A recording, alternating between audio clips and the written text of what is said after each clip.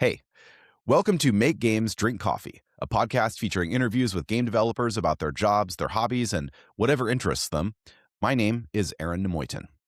This week is the second of my two-part interview with game designer and self-described eccentric creative goblin, Monica Fan.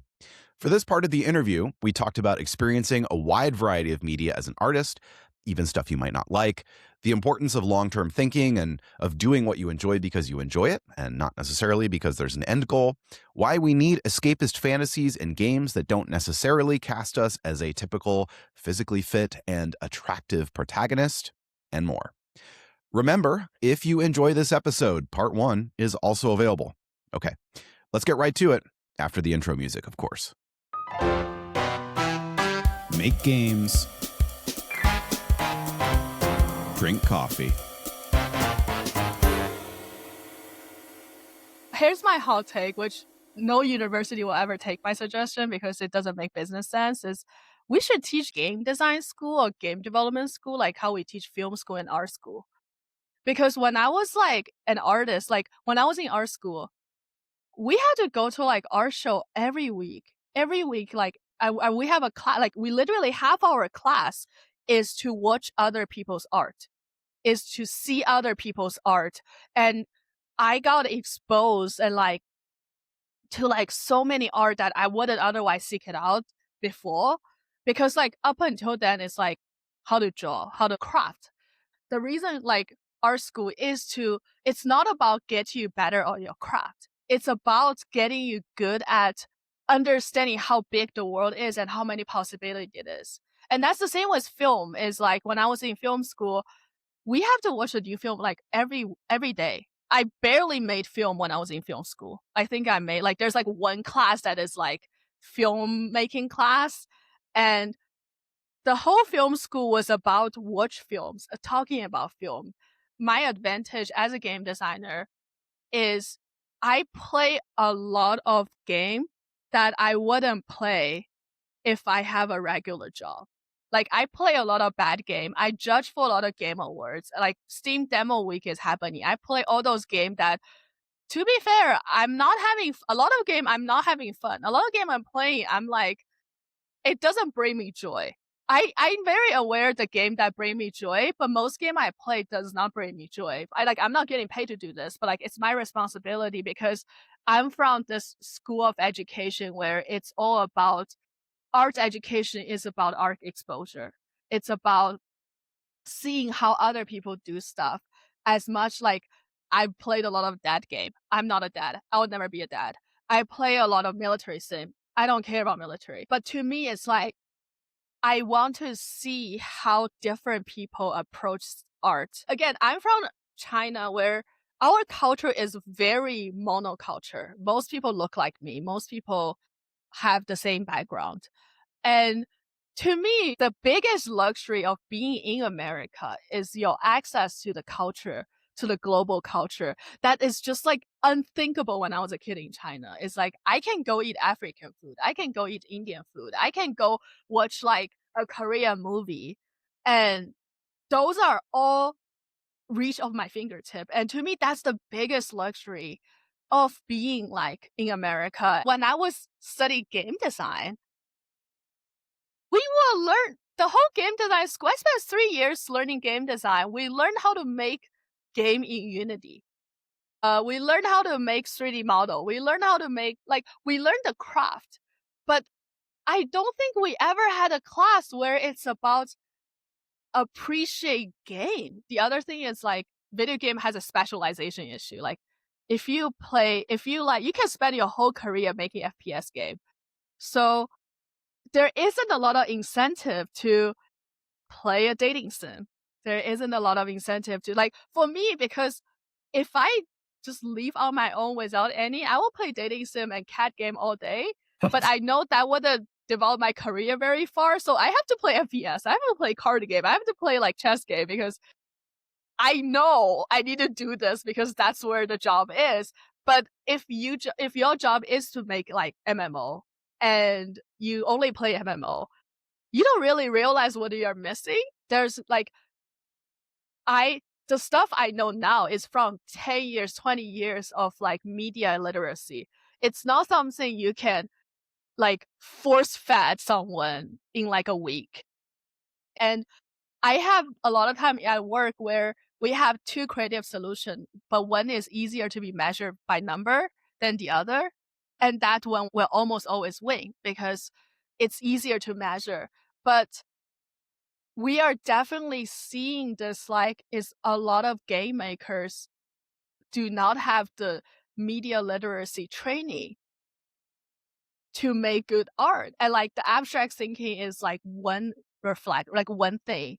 And the other thing is like when it comes to system design is people always focus on the genre. Like if you're making a Souls-like game, you start finding resource for other Souls-like game.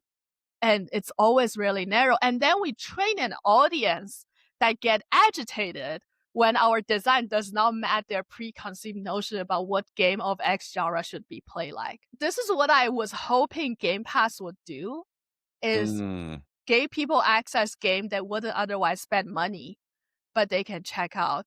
But what we learned from Game Pass number is people only play the game they already know they like. I mean, And I yeah. think it raised the profile of some like weirder games a bit, right? Like Yeah, yeah, absolutely. we wouldn't have had Pentiment without Game Pass. But Yeah. also, I haven't played Pentiment yet. I really want to, but I just haven't got around to it. So I don't know what it says. Like, I'm not representative. I'm 41 and I have 2 kids, so I don't have like the same amount of time that I used Yeah. to. And I think that's the other thing is I understand. I can watch a movie by putting it on TV and it just plays. I don't need to do anything Mhm. to watch the movie. So it's much easier to watch more movie versus like every time I play a new genre, it's just what is going on? How do I, especially like for X game or like RTS, Mhm. it's just like everything is a shortcut. And like it's not just like it's not so easy as purchasing the game. It's like I had to relearn muscle memory.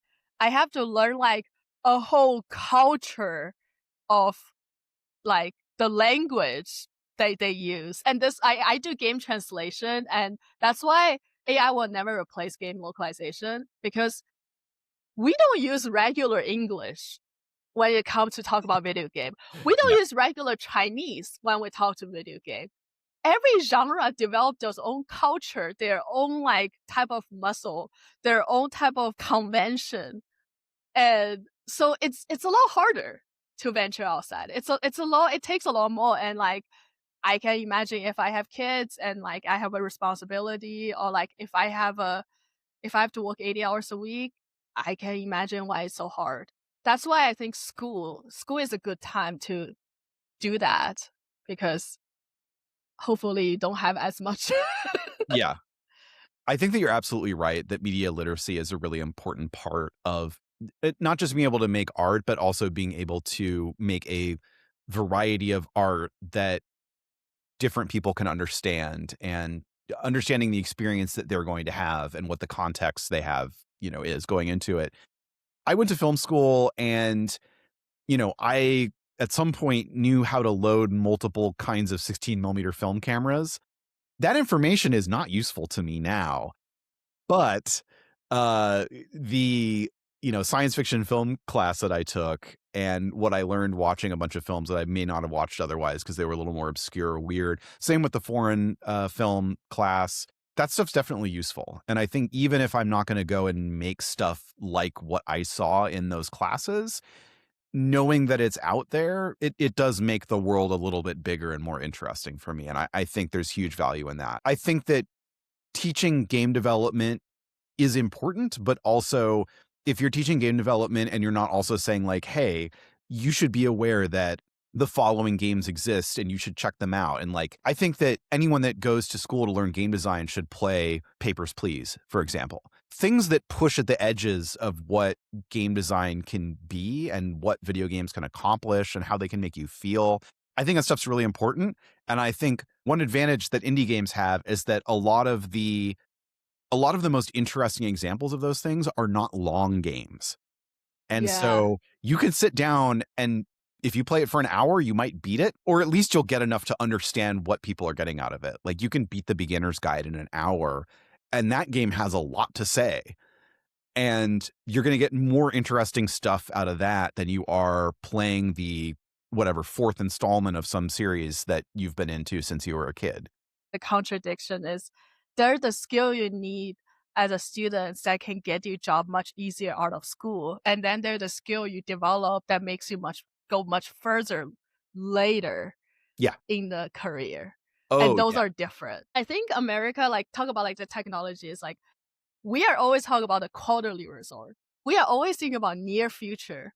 Mhm. And a lot of those stuff is like you gotta wait. There's a TED talk about is like language in Chinese, there isn't a language distinguishing between current and future and past.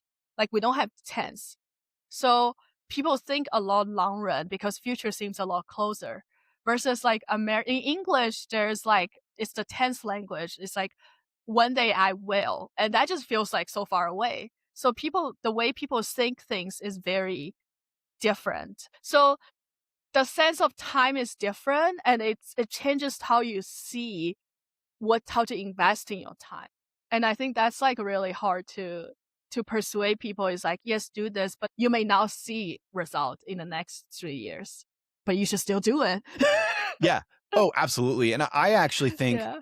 I have a number of things that I probably would have done differently if I had a better concept of that, because I was in bands. The longest I was in a band that was playing gigs was 9 months.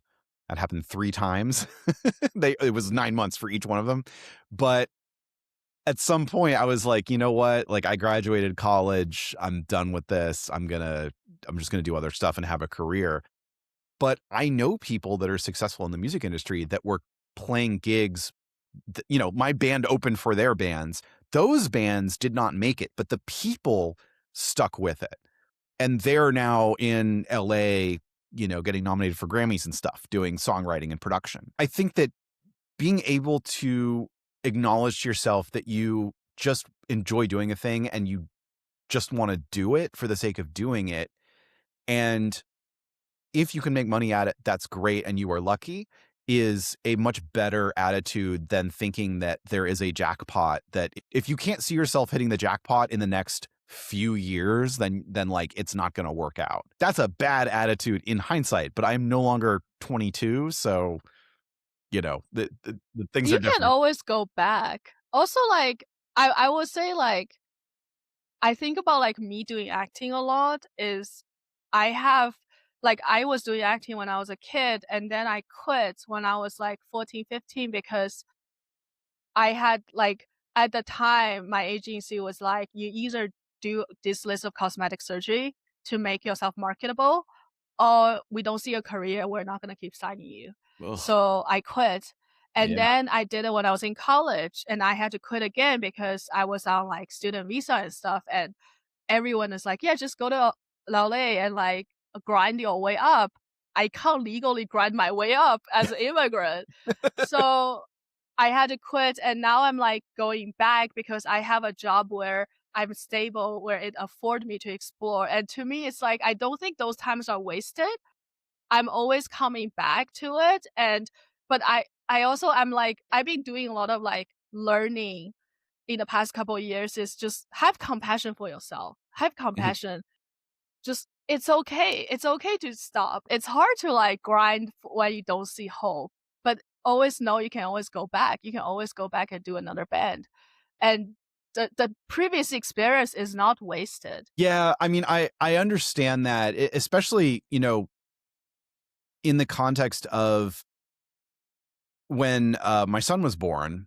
Like, of course, when you have a baby, like you don't know what's going on, you're sleep deprived, whatever. But at some point, you sort of come back to reality and realize that a kid growing up is a yardstick by which you sort of measure your own life.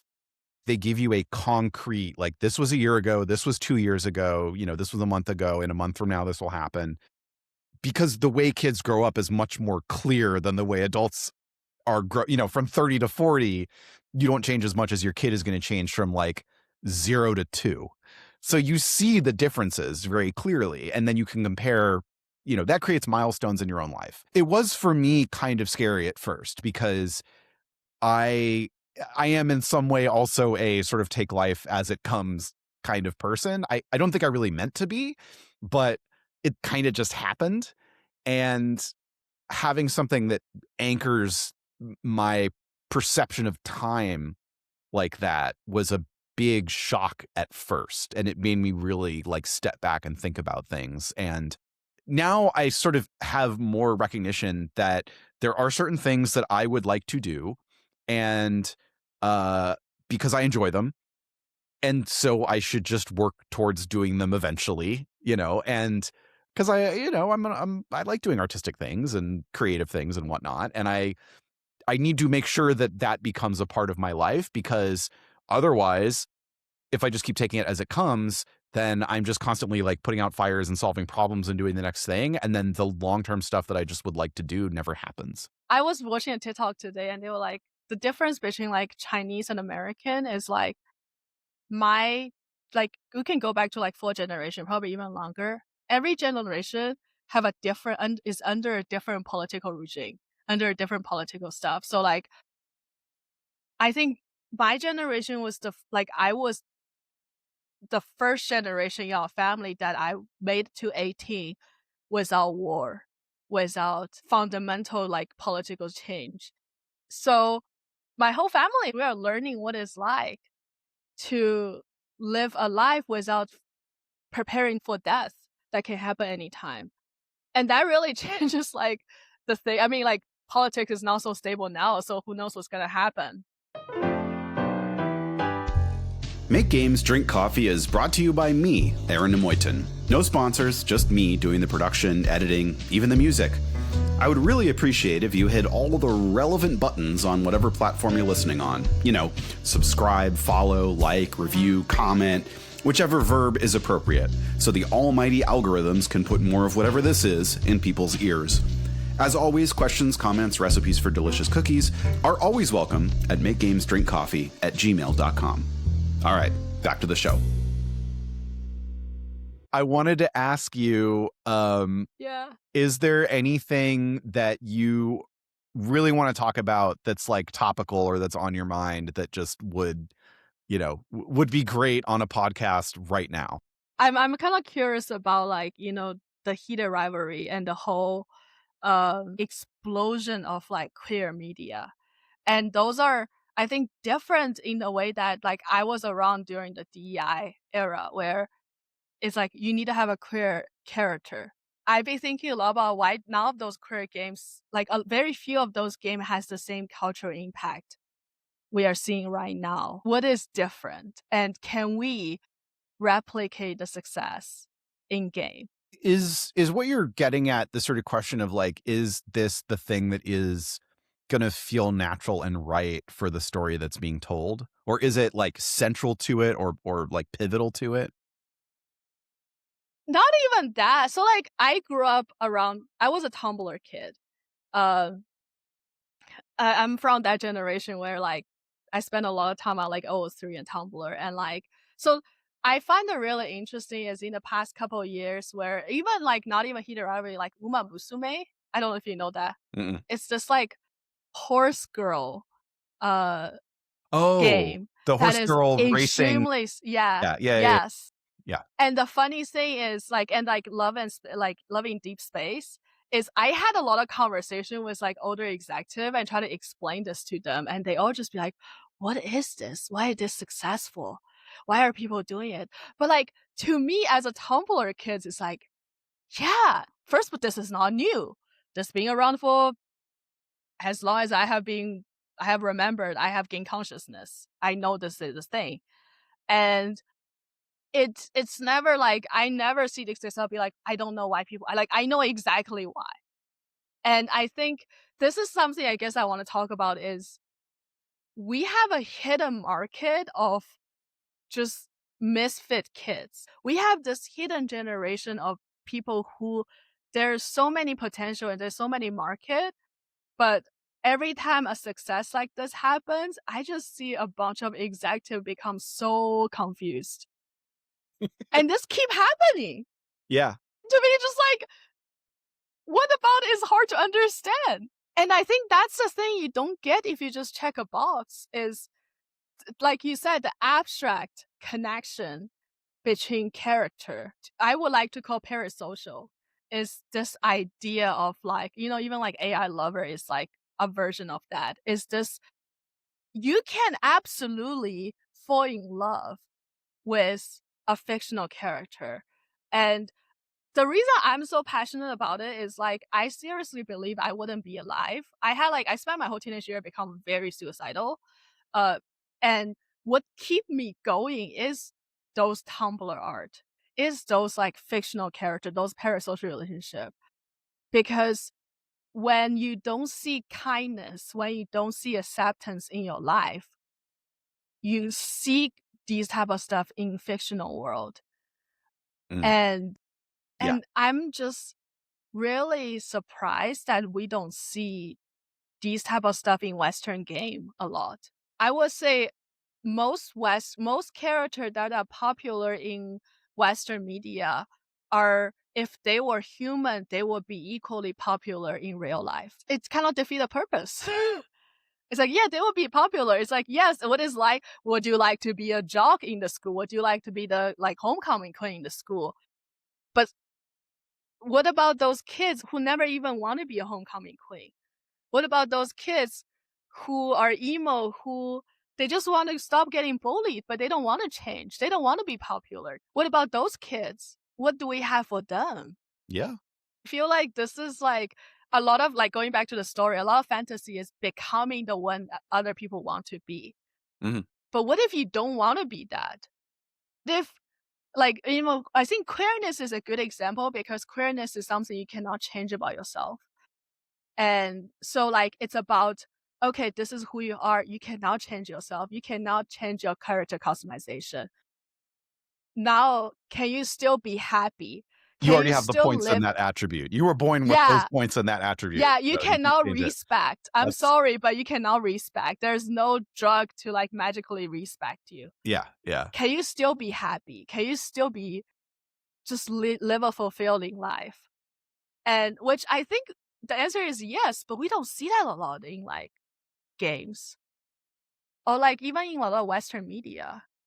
I agree, and it's something I actually think about a lot as a parent in the context Yeah. of, if my son is the right age where if he doesn't like a rule, if he doesn't like how something is going, he's looking at me and his mom, my wife, and going like, well, you're adults and you get to do the stuff that you want to do. And so he'll say like, oh, I wish I was you. And I'll say, don't wish that. You should want to be the best version of yourself, whatever that is. You'll get to do all the adult stuff Yeah. when you're an adult, right? But let's figure out what's the best version of you right now. And I think we're in an interesting point in culture where people are seeing a lot of problems in culture and in politics and in the economy, and they're seeing that the difference between like freedom from versus freedom to being able to do the things that you want to do in your life. And to me, it all sort of goes back to the idea of, are we able to be the people that we were born to be in some way or another? And I look at like, I know this is getting really big and philosophical, but you Oh know no, I totally agree. Yeah. but I look at freeways and streets and houses and cars, and it's like, look, if you're not happy in the life that we have now, like, consider we didn't evolve for any of this. And so, the idea that like we should be able to be happy in this reality that we constructed, not exactly by accident, but like it was a series of events that no individual person made happen, right? Like this is what we live in. How do we make the best of it? I want to employ like one thing is like I want to spread this idea is you can be loved because I think like going back to Manosphere and like Yeah. I Yeah. being I'm a redditor. I read a lot of Reddit and like a lot of young men has this idea is like if they are not muscular, if they're not big, if they're not XYZ, they'll never be loved. And like I was growing up in a very strong culture. Like if you are not skinny, if you are not like looking like XYZ, you'll never be loved. You'll never find a husband. You'll never find love. And that has like I think a lot of video game is like you can be that XYZ. It's the fantasy of you can be that attractive muscular man. You can be that skinny beautiful girl. And then you turn off the game, when you turn off the screen, there's a reflection of yourself. Mhm. And it's just this is not like I think we have a lot of metaverse, a lot of other stuff is like you can forget who you are in real life and you can be that version, that person where society telling you is what you need to be loved. But that doesn't change who you are. And like I'm at the age where I accept that I will never be super skinny. I will never be the version of XYZ without like harming myself in a lot of like harmful way. The reason I'm like when I was younger, I like even now I'm like mostly surround myself by queer culture is queer culture has this radical idea is you can be any shape and size. You can still be loved. You can be loved even when you feel you are very unlovable. You can be loved even you are level 1, all you can kill is a slime. You still can be loved. You still can be treasured. And the love is not something you need to work towards.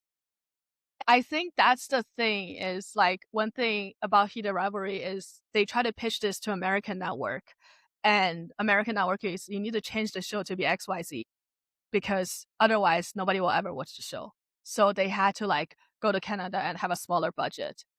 And I see this with our game is like every time we talk to like publisher, they're like, you need to make your game XYZ, otherwise nobody will ever play. And then we have like so many indie breakout success was like, your game doesn't need to be XYZ. You can still find people who love to play your game. You can and and this is like a much larger, deeper like topic, but like I feel like that's like one thing I've been thinking a lot about is what if you cannot be that version of person you wanted to be?